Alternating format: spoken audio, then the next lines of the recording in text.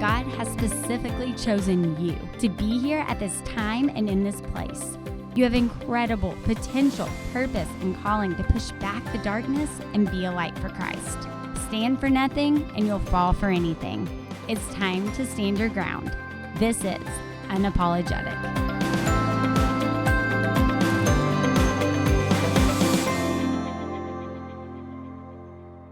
Hi everyone, welcome to Unapologetic. Today's episode is very near and dear to my heart. I'm having my friend Valerie Rodriguez come on the show and share about her just miraculous story into motherhood. She became pregnant with twins unexpectedly and lost one of them during delivery, and then the other child has survived 296 days in the NICU and has had even more miracles happen since then. And so I'm having her on because I want y'all to hear just this miraculous, hope-filled story and friend of mine. I know that you will enjoy today's episode. Okay, so I'm going to share my first memory, the real memory I have of you, which I haven't told you yet. I don't think you have. I haven't told you yet. But I want to share it because we have a lot of college girls that listen, and one's in their early 20s. So as you know, I had a dramatic rededication in college and I wasn't walking with God, and then just had a really big moment of clarity where I was like, I don't want to live this way anymore. I need to start following God and doing what's right. And so basically overnight, God changed how I was living. And I mean, the truth was I was pretty bored because I went from, having a lot to do and a lot of friends and stuff to do on the weekends to, okay, well, now that I'm going to do what I know to be right, I mean, I was kind of alone. Luckily, God brought Ryan 3 months later, so that was okay. But I remember God telling me, well, start a Bible study. And Valerie and I were both in Chi Omega together. And so I was like, oh, okay, I'll start a Bible study for the other girls in Chi Omega. And I bet God is just going to bless that. So many people are going to come. I'd made it up in my mind. And so for the whole summer, only 2 people came.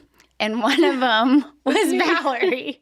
And I remember, because I was like, oh no, am I supposed to be doing this because a lot of people aren't coming? And God just kept telling me, no, Valerie is here. And one of our friends, Ashley, kept coming. And I was like, okay, I'm just going to keep with it. And then lo and behold, little Valerie ended up being president the next year. And so it was just cool because God really helped show me that that was what I was supposed to do. And that even if there's just one person sitting there and you're studying the Bible together, that next person could be the president. So I've always thought of that with you. And I've shared it for years with teenagers and college students who they want to make a difference, but maybe a lot of people aren't showing up, or it's only a few people. And it's but that next person could end up being super influential, which of course you were. That time in my life was really hard. Yeah. So in that summer moment before my senior year. So I think, that Bible study actually did help. Thank you. For sure. No, it was just it's the first thing that comes to mind whenever I think about you. And then of course, more recently, we have a very shared experience, but then just kind of what ended up happening, of course, was different in my family and your family. And so I want you to share just your story of pregnancy and the twins and the NICU, and just, can you tell us about what's gone on in your life lately? Yes. So, Robert and I were not planning on having any more children. We have 2 beautiful children, and we were set. But, clearly God had other plans, and I actually had an IUD, and one day I just was bleeding, and I thought, I'm having a miscarriage, and I thought it was an ectopic pregnancy. Yeah. And so I called Robert, and I said, I need to go to the doctor now. So I went, and they said, you're pregnant, And the IUD was perfectly placed right there, too. Wow. You could see it on the sonogram. It was actually pretty incredible. And the doctor said, basically, like, what do you want to do at this point? And, you know, I said, well, I want to keep the baby, so let's move forward. I said, come back in 2 days. We will remove the IUD, and then we'll go from there. Now, but you could possibly be losing the baby. So 2 days later, the doctor pulled the IUD out, said if you're not miscarrying now, you will be likely 90% chance you'll be miscarrying. Come back in 2 days, because it was a Friday, so she said come back on Monday. Came back on Monday. There were 2 Oh my gosh. babies. So she was wrong. So she was wrong. Somehow there was 2 babies. And, you know, we were very surprised, very emotional, just unsure of, you know, what was coming up next. And, you know, I went through the first 12 weeks bleeding and just not feeling comfortable at all. After that moment, I had to see a high-risk pregnancy doctor. And then about 23 weeks, it was 22 weeks and 5 days, actually. And I had a little bit of just leaking, and I thought something was wrong. Went to the hospital. They said I was going to be on bed rest. Yes. Until 36 weeks at least. And so I know you know this part. And so we went in the hospital, scared as could be, just unsure of what was coming. And about 2 days later, I went into labor with both the boys, and I had to have an emergency C-section. I lost my son, Cristiano, and then Cruz spent about 296 days in the NICU. Oh my goodness. Yeah. And then he's home. Yes. So, but he has also healthcare at home. So, yeah. So we're going to just kind of talk about all of that, because a lot of people do have stories of losing newborns or they go through that. And so I just want our listeners to know, like, that's not why I asked you to come on. I asked you to come on because I've watched your entire story and I've talked to you about this. And Valerie, like, you're one of the most hope-filled people. I might cry. Yeah. Well, I was reading your bio and I was crying, like, in the dressing room before getting ready. And I was like, well, I can't cry during this thing. So I already cried about it. But, I mean, a lot of people have really traumatic stories, but they aren't as hopeful as you are. And they aren't as spirit-filled. And you just told me, like, you're considering going and helping other people that are struggling with this, and that maybe that's what you're going to do professionally. So we're going to get to that in a little bit. But can you just, I mean, tell us how you survived? I mean, I can't imagine, like, of course, you know, we were told that was likely going to happen in our lives, and it didn't, by God's grace. But how did you survive that? I think having just my background, whenever I was young, losing family members that I loved, you know, I sometimes don't know. And I talk to God all the time. I'm like, I'm here. Through the whole pregnancy, when I started bleeding, I was like, you know, God, I'm here. I don't know what else to do at that point, you know? And I feel like he just carried me through the whole thing. Do you mind sharing about, like, what you meant by you have a past of loss? No, I'd love to. When I was 6 years old, I lost my dad, my brother, and my uncle, and my grandpa. Sorry. No. In a boat accident. Yeah. So watching my mom and my sister. My sister was a twin to my older brother. So watching my mom go through that hardship and being raised in so much grief and pain, I think helped me through the process now. And, you know, just having that hope that there is something on the other side, you know? Okay, so what practically do you do? Because some people, I mean, like everything you just shared, like that would just be too much. Right. And so how practically do you get through your day? I think let's talk about, like, more the grief time period. The grief time period, honestly, with having Cruz in the NICU, I didn't have a whole lot of time to grieve Cristiano. Right. You know, I mean, we did have a funeral and his, you know, everything. It wasn't until Cruz came home that I realized I wasn't bringing two home. Yeah. Yeah. Yeah. So I brought Cruz home, and it was in that moment that I had that time to really grieve. And I ended up joining support groups, like Hand to Hold, and just kind of listening to other moms talk about what they're going through, Yeah. even with the loss, they, you know, and just listening.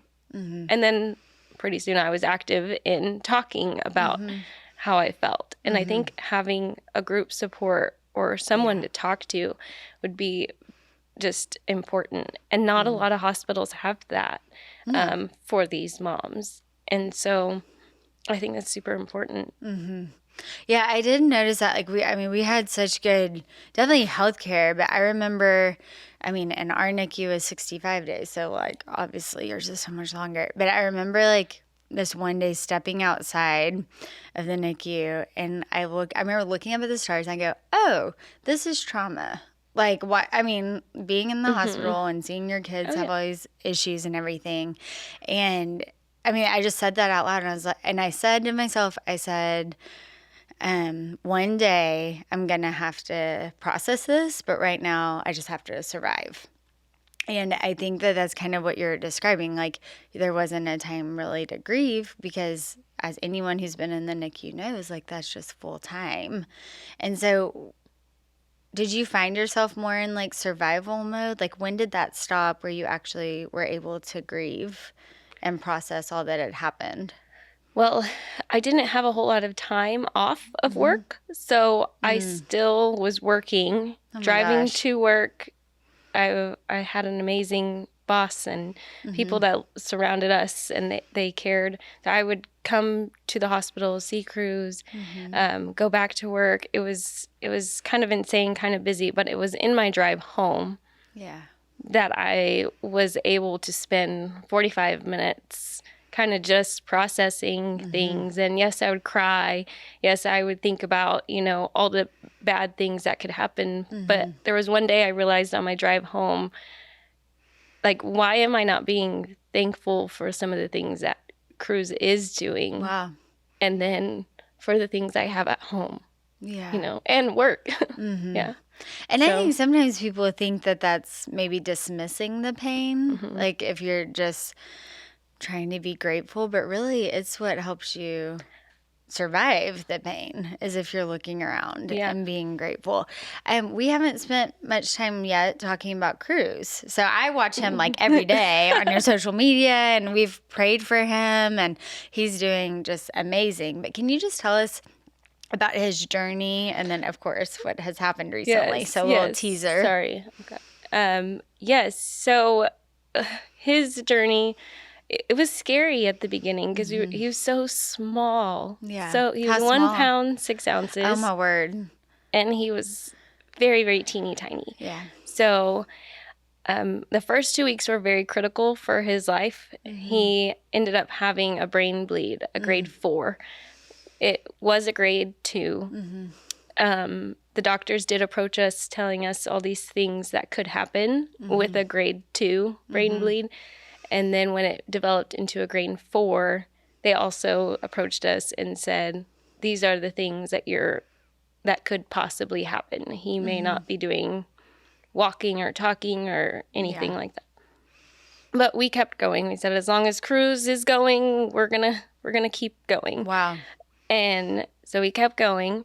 Again, when we moved hospitals, they also asked us, and he was about 4 or 5 months old. His lungs were just weak, and that's pretty much why we moved hospitals. But when we moved, they told us, again, these are the things with a grade 4 brain bleed, and he may not come off of the, he was intubated at this point. Like, he may not come off the ventilator. He may not know who you are. He may not, at this point he's smiling at me, and I said, no, you're wrong. He has that big old With smile all due respect. No. And he has the best smile. He does. Yeah. He is. Those little videos you post are just amazing. And so he went through most of his hospital stay just with very weak lungs. He ended up having to get a trach, which is just to help him breathe a little better. He was on the ventilator. And then he has a G button for feeding because they weren't quite sure whether or not he'd be able to eat. And so when we left the hospital, we were trained at this other place. And when talk about the training, because I remember talking to you about that. So it's that you and your husband both had to be able to take care of him. Do a 24-hour stay. And we each had to learn how to take care of him. Which is yes, very hard. It was every 2 hours you had to feed him, you had to suction him. It was very intense, but you had to learn, and you had to learn how to change the trach out. So basically removing his airway and putting another one back in really fast as you could, and hooking him up to the ventilator. So I've learned a lot. Super mom. She's amazing. And Robert has too, but he's very funny when he does it, and he'd rather just me do it. Which God prepared you for because of your background in nursing. Right. Yes. And so, when we came home, we had 24-hour nursing care. Okay. We had to have somebody there in the back seat driving. Or, I would be driving, they would be in the back seat to doctor's appointments or wherever we went. It's so much equipment. It's tons and tons of equipment that you'd have to carry. But again, doctors were like, he's never going to get off the ventilator. He's not. And so back to what you said, this year, we came home in 2019 and he was on the vent. And then at the end of that, he didn't need the ventilator at the end of that year. Then he just needed the trach. And then he got his trach removed. Oh my gosh. I know, isn't that crazy? Incredible. Yes, I remember whenever you announced that, I was like, I am posting this everywhere. I was like, everyone needs to know. And it's just amazing. Like, thank the Lord. But so many moms with special needs kids feel so discouraged or just exhausted. What would you say to them just to encourage them, or what's helped you? I think what has helped me is, again, I'm going to go back to saying what I am thankful for. Because at this point in our lives, we weren't sure he was going to be able to do that. Yeah. So I think me saying out loud, I am thankful that he's able to not do that. I'm thankful he's able to do X, Y, Z. Because I am a special needs teacher too. So I do see that, I see a lot of parents struggle. And I think the most important thing is if you see your child struggling, or get them the help or whatever it is they need early. And I think that would be so helpful. He's in physical therapy, occupational therapy, speech therapy. They're all coming to the house. So I think those types of things are super important. And also just talking to them, hanging out with them, and just do normal things, because they're a child. Yeah. So, and you have 2 other children. Yes. So can you kind of talk about what it's been like to balance spending time with them and making sure they're getting what they need? And then obviously this is, I don't want to say disrupted, but obviously you went from having 2 healthy children to overnight just being in this completely different situation. So how have you parented them and talked to them about loss and everything that's gone on? I have been very open with the children about loss. They know what happened to Cristiano. They know what happened to my dad and my brother, and my grandpa, and my uncle. For my family, death is kind of normal. And I teach them that it's okay. They're in heaven, and they understand that. They were very young, though, when everything happened. Penelope was 2, and Miles was 5. And so Miles, I think, had a harder time because we weren't around as much with the kids. We were back and forth from the hospital. Like I said, I would go every day. Robert would come with me some of the time, but a lot of the times we just needed somebody to stay back with them. So it was me being away from them. Right. Well, it sounds like he's amazing.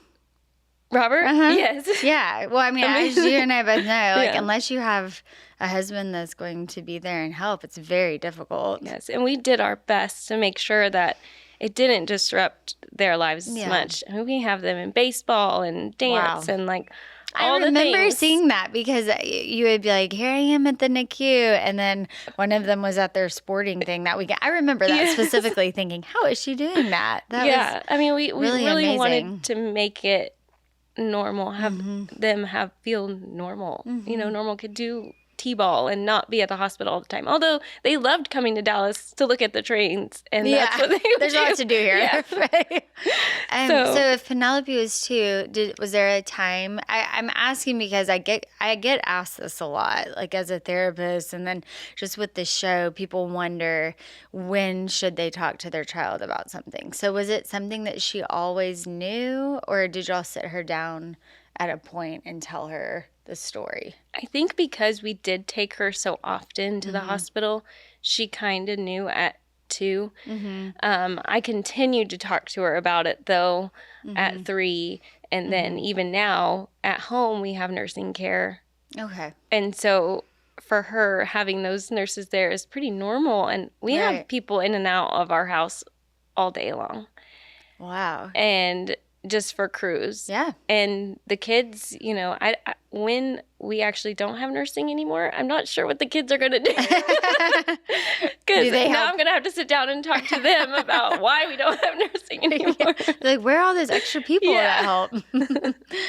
Well, that, you know, what you've been through is just so, it really is remarkable.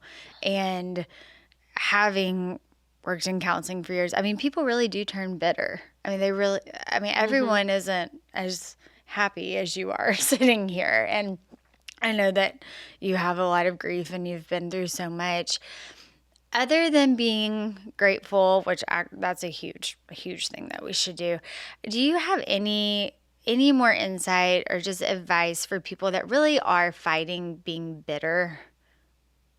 I think there comes a time when Robert was really bitter about everything. And we both were, but it was another car ride, and we just weren't sure where our life was going to go.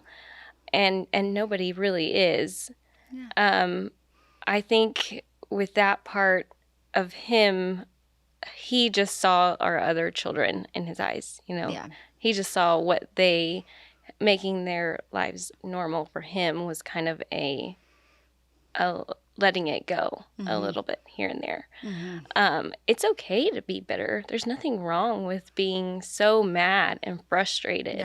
There are times I've told moms, other moms going through the same thing, like, do we need to go throw plates against the wall? Because yes, you get so angry because you just don't understand why this is happening to me, and you see all these other young moms having healthy babies, or, you know, these taking other home people. the next day.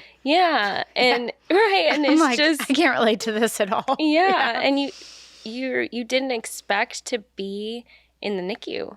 You know, and for us, we weren't told what that looked like or what that was going to look like. And I think that's super important. And I know everyone's so excited about pregnancy and having this baby, but at least getting some sort of knowledge of what NICU would look like, I think would have made our experience a little bit different. That is such a great point. Like, let's talk about, what do you think people need to know about the NICU? I mean, you're going to walk in and just your breath is going to be taken away. It's scary. I mean, you know that. Like, you're going to hear thousands of beeps, and you're going to hear them in your dreams. You're going to hear them constantly. You're going to see all these other sick babies around and hear their stories. And hear their beeps. And it can be very traumatizing. Even when I go back to the hospital for his last stay, I was like, I have to get out of here. Because it's just the hospital itself brings back all of those memories of being in the NICU. And, you know, I mean, I just think it's okay to be upset. It's okay to be bitter, but let's look at your child and see what they can do or how you can be thankful. I was thankful that he, didn't desat below 58 one day. Wow. So just for our listeners, what is someone supposed to be at? 100%. Right. Yeah. And so you were thanking God that he didn't get below 58. Yeah. So just amazing. But Yeah. I want to highlight that that's a choice. Like you were Right. choosing to focus on that because it's not normal. I mean, it's Right. easy. It's much easier It's to be easier like, to this say. is terrible. Yes. This is scary. And so I think that that's something I keep hearing as you're talking. Like you kept making the decision to be grateful. It's and like to I had to focus. train my brain to Right. focus on Right. something, just one thing. If I could just leave here and think of one thing that I was thankful for, maybe that'll help the next day. Yeah. So I even went home and I did it with the kids, just about their day, because I didn't get to see them. So I would say, what are we thankful for? Who do we want to pray for? What it is that you can do something better tomorrow. Yeah. And so we would do that. We do that every night. But it's just kind of helping me, like train my own brain to think, if I think more positive, maybe I wouldn't have so much hatred and bitterness in my heart. And it worked. Yeah. Yeah. And I think we're kind of talking about a little bit of different things because anger, like that's so normal. But if you don't express it, like throwing plates, that's so good. Like that's when bitterness like takes root. And really, I mean, we all know bitter people that it's like they don't get past that, and it really makes people miserable. So it's okay to be angry. And then you're so right, because we do the pregnancy pictures and the posts and my baby's a watermelon or whatever. I guess not a watermelon, like an orange or whatever, pineapple. But I remember being on hospital bed rest, of course, and thinking, I don't know at all what happens after, because we knew they'd be in the NICU. So we were like, I remember thinking, no one has told me what's going to happen. Like, and so it really, there's no way. No, that's not true. I was going to say there's no way to prepare for it. That's not true. But I think you have to be proactive and ask. Right. Like, what is the process like? We took up half the room of the NICU, obviously, that we were in. Right. But this is, okay, anyone listening to this, it's not a NICU mom, is going to be like, that is so stupid. But I know you're going to understand. I remember going in and someone else had given one of our kids a pacifier for the first time. And I was like, are you kidding me? Because basically so many firsts that everybody has pictures of and stories about, like you don't get to do any of those. Like a lot of us don't, if you're in the NICU. And so you're savoring those really small special things. And it was like this like young nurse, and she had already given the first pacifier, and I just like bawled. Like I was like, are you kidding? Because it just felt like I wasn't getting to do anything. And so that's a good point, really knowing like what are the protocols. And they told me after that, you need to tell us like what's important to you. And I'm like, well, I don't know. I'm a first time mom. But anyone listening who already knows that they're in a high risk pregnancy and that, there's a chance of the NICU, you need to go ahead and figure out what the rules are, what's important to you, because truthfully, like those nurses just work so hard and they're just kind of in a routine and they do a fabulous job. So thankful for the nurses out there, but they can't read your mind. Like they don't know if something's going to be really important to you. So I remember that very clearly. So you have really developed a heart for other moms and other people grieving. Can you just kind of talk about, I remember you reaching out so many times and saying, okay, like we've gone through this. I want to help other people. And that was my reaction too. Like I want to help other people that are scared and grieving and don't know, their life is just completely like a rug's pulled out from underneath. What have you found to be able to fill that desire to help other people? I first reached out through Hand to Hold is what it's called, because our NICU had that. So when COVID happened, they were doing virtual visits. And so I jumped on the virtual visits, and it was for moms who have been home with kids from the NICU. So I jumped on there, and it was incredible just to listen and share stories. And every Wednesday, it was almost like we were looking forward to every single Wednesday, I then became a mentor for those moms. And then there were some moms that I still keep connections with and talk to all the time. For some, I think it helped. I think for some, it may not have helped so much because some, I would reach out and reach out and reach out. And I think that goes along with just being a friend to somebody who's going through this. If you know somebody in the NICU who has a NICU baby or maybe a loss, keep reaching out. And I think that's super important just for families and friends who don't know what to do in that situation. Because that's what I tried to do for these moms. I just kept reaching and just saying, how are you today? Even just a simple, how's everything going today? I had both mentorship for grief moms who have lost their child. And then also there was a few that were similar situations where they lost a twin. And then there were some that just had a trach baby at home or a couple others that were just in the NICU and were scared. Maybe their baby had a G-tube, I think. And so just things like that where you can kind of walk them through. I think that's very helpful because when you have a trach or when you have a G-button, you have so many questions. And like you said, it's all about asking questions too, I think. And, I just tried to be there for them and just listen. A lot of times that's what it was. There's a question I'm going to ask as we're wrapping up. And I didn't tell you I was going to ask this, so not to scare you. But I just remembered because I did a lot of that the first few years too, of reaching out if I knew anybody that had multiples, anybody in the NICU. And I still love to do that. I remember I had someone message me and they said, my doctors told us we need to abort one of them. And what do you think? And I was like, yep, well, I had the same. Yeah. I said, well, I would encourage you not to do that.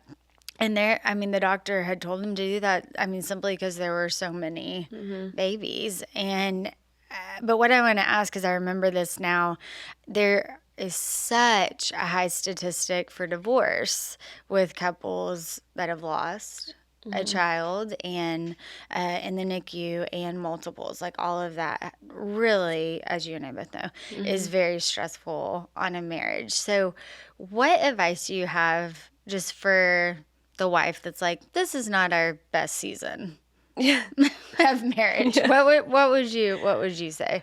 We prayed together. Yeah, a lot over the children, over Cruz and his little incubator. We did every day. We were together. We would pray over. So we prayed a lot together. And no matter how mad we were in the car on the way home, because there were a lot of things we didn't agree on, and it's okay. But we still, at the end of the day, we prayed together. We know that for Cruz, and for our children, the others, we want to give them the best life possible together. And so I think that was really important. Just knowing both of us had shared the same values, the same morals with our children, our other ones that were the ones in the NICU, but also with the other two. We shared those, and we got down to the deep root of it, of like, we share these two things. So how are we going to make this possible together? And we just try and do the best we can with all of them, make sure they're always happy and smiling. Yes. And you probably see that. Yes. It's just remarkable watching your family. Yeah. I think for us, it was really important to talk things out and just be honest with each other. Talk things out and be honest with each other. Was there ever a time where you had to, I guess I just think about, a lot of times the focus is on the mom. Like I know like a lot of people were checking on me during all of it. And I think I didn't realize how much Ryan was going through really until later. And so I think like that's something too, if you're a wife or a mom, is realizing like guys, of course, we all know express differently than girls, but realizing they're going through a hard time too. Yeah. And they remember things that you may not remember as a super important memory from the NICU that really hurt them versus what might have hurt you in the NICU. That's so a I good think point. I think that's a good thing, Mm-hmm. because you realize, oh, I didn't know that you were so, Mm-hmm. sad about this part. Mm-hmm. And, I mean, yeah, you have to kind of remind yourself, like, they have feelings Like, too. you're like, oh, they had their own experience Right, and their own right. hurt too.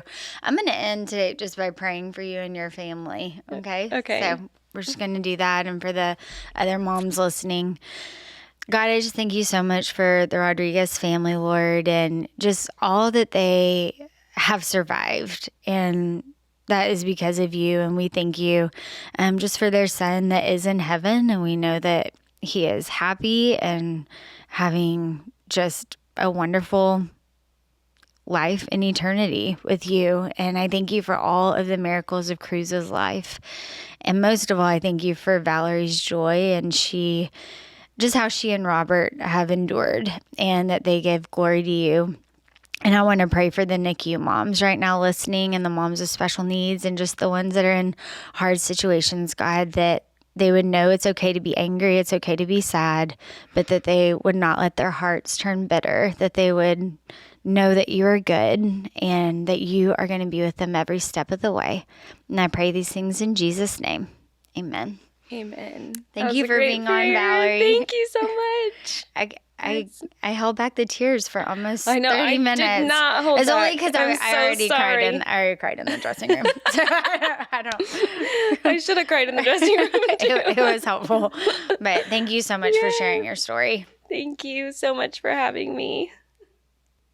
Thank you for tuning in to today's episode of Unapologetic. I know that you appreciated Valerie's story like I did. I want to encourage you to please share it with anyone you know that is struggling with grief in the NICU right now or the loss of a child. Valerie is so uplifting and hope-filled, and people need to hear that couples have survived and thrived and ended up still being grateful and having a wonderful family. Thank you for tuning in. Remember, you can hear today's episode and more at ptv.org/Julia and wherever you get your podcasts.